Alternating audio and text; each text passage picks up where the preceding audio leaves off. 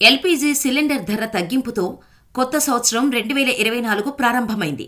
చమురు మార్కెటింగ్ కంపెనీలు ఈరోజు కొత్త ఎల్పీజీ సిలిండర్ల ధరలను విడుదల చేశాయి.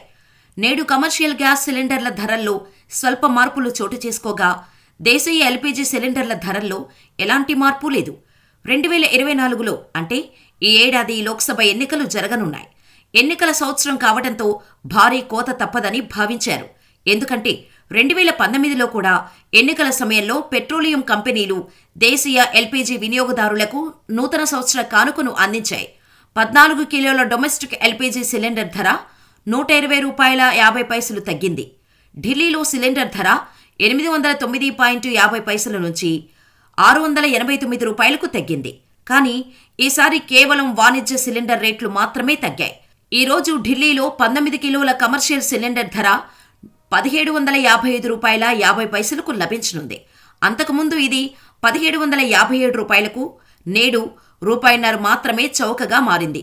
అదేవిధంగా కోల్కతాలో ఈ సిలిండర్ విలువ ₹1869గా మారింది. అంతకుముందు డిసెంబర్లో ₹1868.50గా ఉంది. ఈరోజు 50 పైసలు పెరిగింది.